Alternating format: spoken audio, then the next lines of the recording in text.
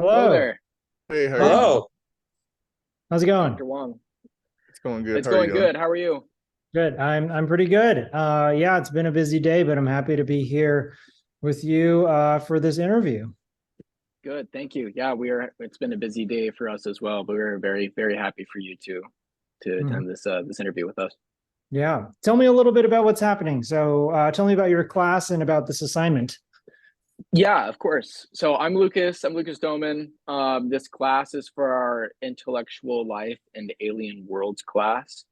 The class is it's been focusing on the study of exoplanets and habitable zones for planets, a lot of astronomy work.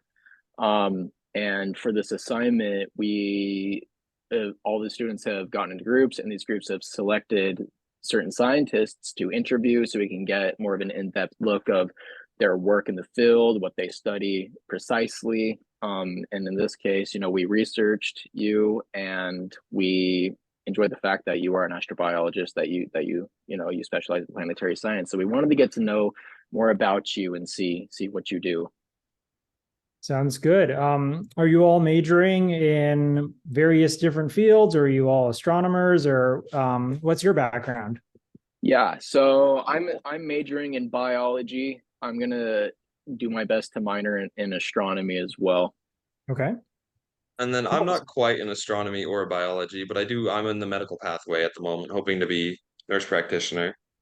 Very nice. Very nice. And then I'm Damien, and I'm a mechanical engineering major. So Good. Well, all very exciting and useful fields. So great. Well, it's a pleasure to meet you all, and happy to get started whenever you're ready. oh, Yeah, perfect. absolutely. Yeah, so we got a few questions that we're excited to ask you. We got about 5 questions on all sorts of things. So, Damien, I'll go ahead and Yep. hand off the torch to you. All right. So for the first question we have, it is, what does astrobiology work look like in the field? Yeah, good question. I guess I have a follow-up question for you is, by fields, do you mean in the discipline of astrobiology, like the scientific field of it, or do you mean like going out into the field, meaning, I guess in a lot of natural science, that means like going out and doing experiments with natural Mhm. landscapes and environments. What are you interested in? I can answer both versions of the question too. Um, Mainly probably focusing on the first version, but if you want to input on the second one as well, yeah. Got it. Fantastic. Okay. So the field of astrobiology Mhm. is a relatively young and new field. It's really born from the intersection of various different sciences. So obviously, astronomy, and biobiology. But there are so many different sciences that contribute to our astrobiological knowledge. So the main astrobiological questions are we alone in the universe? And how does life originate on a planet? And what is the ultimate trajectory or fate of life in the universe, including us? And a lot of people actually forget that we are life in space, right? So some people Mhm. are like, astrobiology, what are you even studying? We haven't discovered aliens yet. And to be honest, we're also trying to understand what we are, how we came to be, and where we're going as a planetary phenomenon on this little pocket of the universe that we call planet Earth. So, in the field of astrobiology, you honestly could be doing almost anything. I do a branch of science that mostly deals with computers. So, a lot of my day is spent at a desk typing away, running computer code that simulates the chemistry and the physics of other planets. I also consider myself a data scientist, so running code that analyzes and interprets data. And I've recently started doing some laboratory work analyzing samples that contain carbon rich, or what we call organic molecules, that may or may not have signatures of life in them. So when we try to understand what is the fingerprint of life in the universe, that's sort of what the experiments are trying to help us reveal. But you don't have to be in the lab or at a computer to be an astrobiologist. You could spend your nights at telescopes taking new data of extraterrestrial bodies. So you might be studying other planets, both in the solar system or outside of the solar system. You could be an engineering flavored astrobiologist. So you could be designing instruments that will sample things from Mars or from Europa, Jupiter's moon Europa, building the spacecraft that will one day visit those worlds and try to identify signs of life. And you can also be literally in the field, meaning as a geologist going to extreme places on Earth and trying to figure out who lives there and how they adapt to those environments. Why do geologists do this in the context of astrobiology? Well, it's because these extreme environments here on Earth could be indicative of natural common environments on other worlds. Like Mars is very cold and dry, so astrobiologists will go out to the desert, the high desert on Earth, like the Atacama Desert of Chile, and try to sample the microbes that live there to understand what might survive in Mars conditions. The icy moons Europa and Enceladus may resemble places in Antarctica. So going to Antarctica and figuring out what microbes make a living there and actually thriving in those extremely cold and icy conditions can teach us what might be on Europa and Enceladus. So that's how field work actually helps influence astrobiology as well. So really, astrobiology looks like a lot of things. As long as you are doing some kind of science that helps answer those fundamental astrobiological questions of are we alone and where did we come from, then no matter what you're doing astrobiology. Gotcha. Wow. Thank you. That is a wow. Yeah. That's a lot. That's quite a bit. Yeah, That's really that's a exciting. really- It definitely sounds like a really exciting field. Mhm. Yeah, you answered our question and then some, and I appreciate that.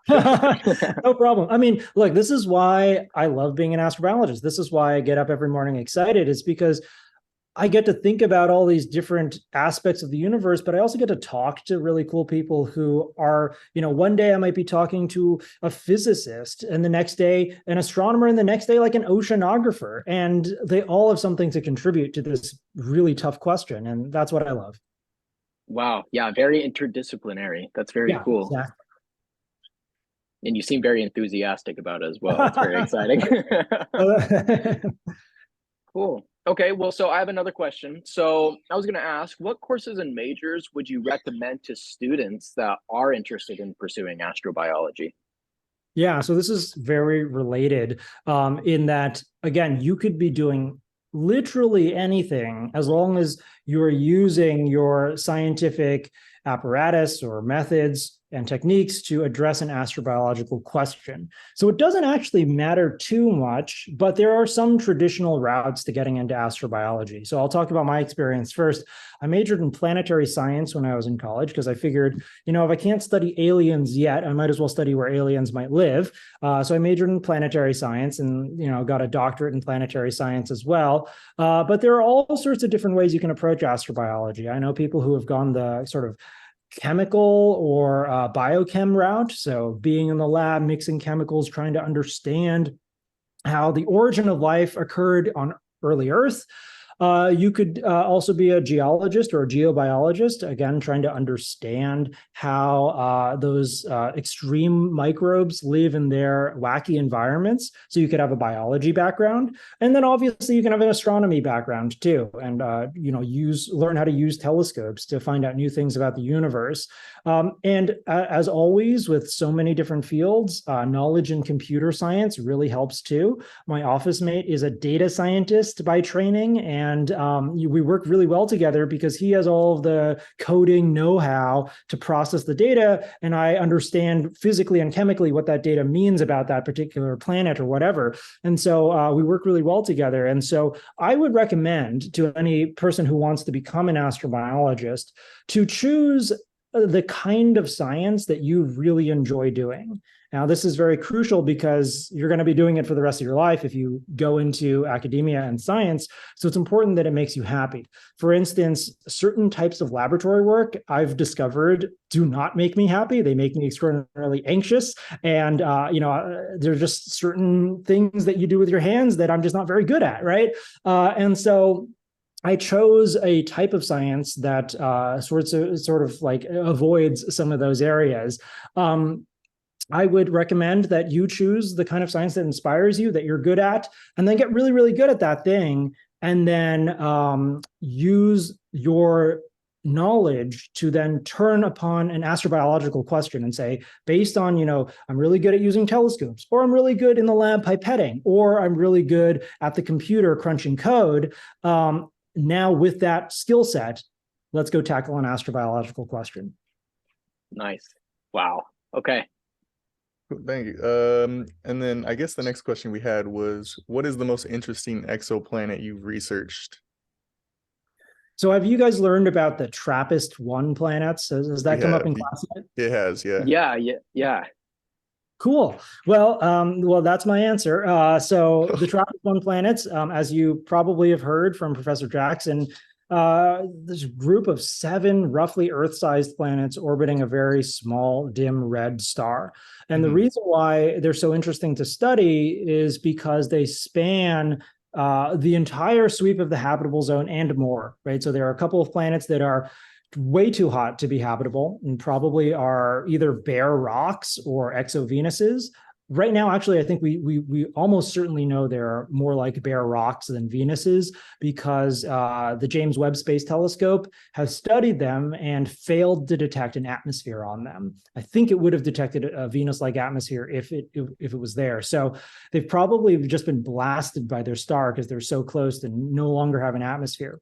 But then they've got planets in the habitable zone, from the inner edge to the middle to the outer edge of the habitable zone, and then planets that are on the other side of the habitable zone and probably too cold to have life as we know it. And so I really enjoy studying the TRAPPIST-1 planets because it gives us a chance at doing comparative planetology. And it's just an exciting system. And especially with the James Webb Space Telescope, we'll be getting so much more data about this system and really try to understand for the first time, I think, if terrestrial planets, meaning planets roughly the size of Earth, can hang on to an atmosphere around a very different type of star.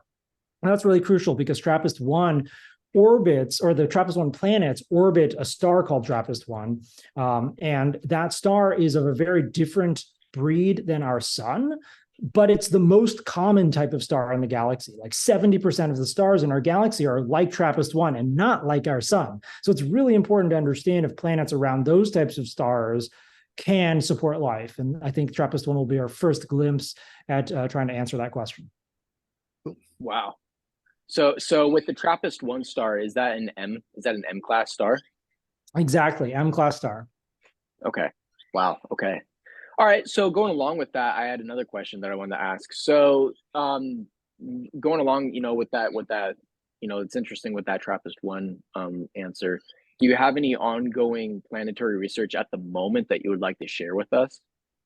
Yeah, absolutely. So just 2 weeks ago, we published a paper about a new way to look for life in the solar system. So now backing away from exoplanets, coming back to our solar system, how do we look for life here? And so we have the luxury in our solar system of actually going to the other planetary bodies and sampling parts of them to try to measure whether or not there's life there. And we've developed a new technique that combines something called pyrolysis gas chromatograph mass spectrometry, which I'll describe in a second, and AI, right, to try to identify if there's life. So this is a very cool new technique that we've just published. So on the instrument, pyrolysis gas chromatograph mass spectrometry, what is going on there? Basically, what's going on there is that we're taking little bits of planetary material and basically shoving it in an oven and burning it up, right? So it's like a baking a cake, but baking it for way too long and way too high temperature, that it all just turns into char, right? But when you do that, the organic molecules, the sugars, the lipids, the proteins, whatever happens to be in that sample, will go into gas form, and in gas form they can be measured and counted. And so we can get basically this spectrum of molecules that used to be in that sample. And then what we do is we take all these different samples, things ranging from bacteria to leaves to human hair, and then also to random things that have never been alive at all, like a meteorite or whatever, or just a rock.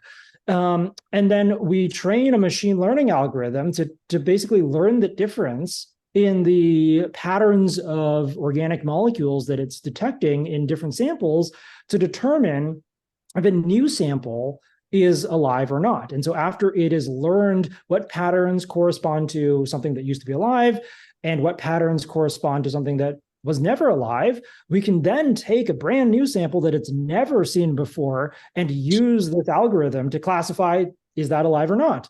And it can do it to 90% accuracy, which is a huge step forward for astrobiology. So I look forward to the day when we get to convince NASA that they should fly one of these instruments to Mars, Europa, Enceladus, Titan, all these great places in the solar system, so that it can make the same types of measurements. And then we can use our AI program to say whether or not it picked up life or not.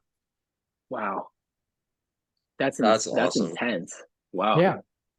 I'll send you the paper so that you can take a look at it if you like. Yeah, Absolutely. I would love that. Yeah. That's awesome. Okay, so we do have a question. We've discussed the field quite frequently and in great lengths, but this kind of like final question we have is more so about you per se. Obviously, you kind of already mentioned that your major in college, you got a doctorate in planetary science, but why planetary science? What motivated you? What inspired you to pursue that route? Has this always kind of been your dream, or did it like little Dr. Wong want to be a firefighter? Like how did that come about? Well, yeah. Little Mike Wong, probably, well, I don't know. I wanted to be a quarterback in the NFL when I was like 8. So that obviously didn't happen. But, but and then I went through my astronaut phase, and I'm probably still in my astronaut phase. I'll keep applying to NASA's astronaut corps as long as I'm still eligible. But I've kind of made peace with the idea that that's not something that you can just you can't force it. You kind of have to be really lucky there. But I think what really motivated me is growing up on a very healthy diet of science fiction. I loved watching Star Trek, Star Wars, things like that. And just the idea of the fact that we are just a small but very awesome slice of the universe. Like you look at Earth and you're just like, wow, look at all of this amazing complexity that we have here on this planet. Are we alone or not? When we go out there, are we going to find planets that are just as rich in complexity as the Earth? Or, how special are we actually? That's just such a profound question. And I think it will change our outlook on our place in the universe, no matter what we find, whether we find that we're truly alone or if we find that we do have extraterrestrial companions out there. And so that's what kind of motivates me. But more recently, I think what has kept me in the field is being able to interact with students like yourself. I've got several students that I'm mentoring, undergraduate students as well as graduate students, and being able to work with people who I remember being their age and being just so in awe of everything, and getting really lucky opportunities to engage in research when I was an undergrad and when I was a grad student, and then just being able to open those doors to other people and to watch their eyes light up when their mind expands and they learn new things. That's just something that brings me a huge amount of fulfillment. So I always enjoy doing interviews like this, and also just working with students to try to make big breakthroughs in science. So that's sort of the reason why I stay in astrobiology, because there's so many cool things to be doing out there. But that's the reason why I still, try to choose this path to follow, even though it's not necessarily like the easiest thing in the world to do. And I a lot of my friends who have gone off to industry make way more money than me, but I justify it by saying I feel very happy and fulfilled by doing what I'm doing. And I think that's worth the sacrifice. So, yeah. I was gonna say Wow, that's that's all we can brilliant. really ask for in a dream job is not like how much money you're making, but if you are just purely satisfied with what you're doing. I feel like that's the dream. Not to be Yeah. making boatloads of money, even though that would be very nice. But to be fully just satisfied and happy with what you're doing. So congrats to you. Oh, That's thanks. awesome. Yeah. I want to ask you three a question as well, if that's okay. Yeah. What's been the coolest thing that you've learned from this class so far? Oh man. Oh man. There's so much cool stuff that we've been talking about in this class. And not only that, but we've gotten the opportunity to attend some late night lectures as well about astronomy. And I want to bring that up, that in terms of, we, some of us just went to this late night lecture, and it was on dark matter. And there were some really interesting topics that were covered about it, because there's dark matter halos that, apparently they surround galaxies. It's like this interesting gravitational force that's tugging on these celestial bodies. That was super interesting to me, hearing about this thing, because I thought dark matter was like this not really well-known thing, but apparently there's a lot more that we do know about it, and there's so much more that we can learn about it over the course of time. We as recently we just learned how exoplanets are studied. How do we find exoplanets, direct and indirectly, or they're rotating around these stars, and it's really difficult to find these exoplanets. But the fact that it's still possible to find these, even though it's difficult, we still are able to do it. We still have found a way to do it, to make it happen and make it work. Has just been so exciting. I think it's the spectroscopy or spectrometry with it. It's absolutely insane. It's almost intense of how crazy hard it can be. But I mean, we're pulling it off. We're still doing it. We're getting ourselves there. We're becoming more and more knowledgeable about planets that might harbor life, that have the potential to grow this life in a habitable zone. And there are so many in the universe, so many that are waiting to be found and explored. It's so mind-boggling, and it's so exciting to be learning about, this is happening. How is this happening? How have we gotten there? I could talk about this for hours probably. That's just one of the many things we've been working on in class. Yeah, no, I really resonate with that. I mean, it almost gives me chills to think about, like, how do we actually know all this stuff? And it's one thing to like know facts about the universe, but it's a whole different level to understand how we got to the point where we know that. And we realize, oh my goodness, we have never observed dark matter directly. And for the vast majority of exoplanets, we also have not observed them directly. We just know about them because of the shadows that they cast on their stars. And dark matter, something similar, the spooky gravitational pull that it exerts on galaxies. And you're just like, oh my goodness, how, like cheers to humanity for like figuring that out, right? Like, we're actually pretty awesome for helping science and being able to do this. So yeah, that's what keeps me optimistic about humanity. I mean, there's all sorts of things in the news these days about, like, and the world seems to be falling apart if you think about it too hard. But then you remember a little bit of science, and you're like, actually, we can do pretty cool things. So like, we just gotta do cool things more than we do terrible things. I'll just say that. Yeah, absolutely. All right, absolutely. What about Aaron and Damien? What about you for your favorite thing you've learned in the class so far? Damien, ahead, you go. You go first, dude. Okay, all right. I was gonna bring up the whole just like being able to find these exoplanets around these distant systems. Like, it's sort of mind-blowing that we're able to do that. Yeah. And like, even at that point, we're seeing shadows, and that's how we find them, which is sort of crazy to me. Absolutely. Yeah. My answer is going to be somewhat similar to Damien's, but going into this class, my experience and just kind of knowledge of astronomy and just like astrobiology and all this kind of stuff was limited to like Star Wars and Futurama.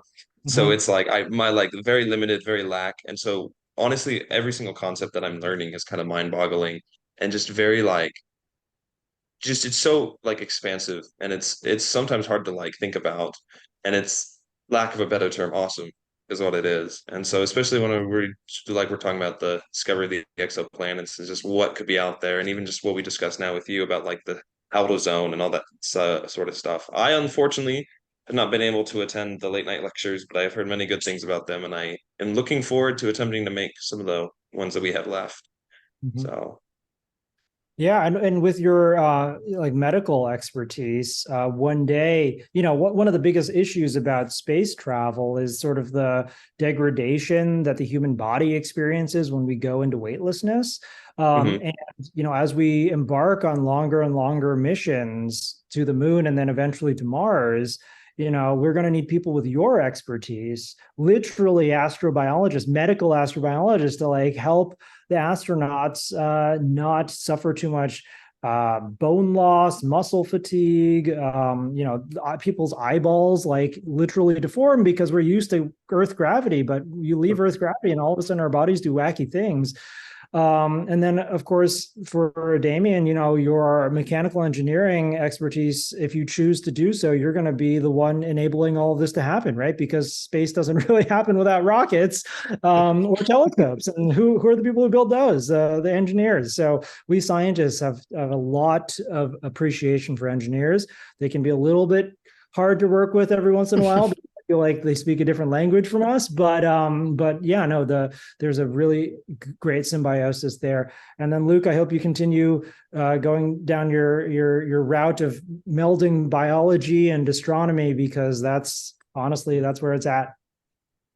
Absolutely. I'm very excited for it. I would love to be an astrobiologist and follow down that path because, just talking about earlier on, there are so many fields within astrobiology that there's so much to do and explore and to enjoy and just share enthusiasm about that. It's almost, it seems almost limitless in all the things that you could do and explore and, enjoy with others and study. It just seems like there's an endless, infinite amount of things to find, which is, seemingly starting to become just that. So there's an endless amount to try and put things to try and, study the rights and wrongs with everything. I'm super excited for it. Awesome. Well, it was a pleasure to meet the three of you, and best of luck with the rest of this class. Thank you. Appreciate it, Dr. Wong. Yeah. All right. Have a good rest of your day. Yep, you too. Bye. Bye.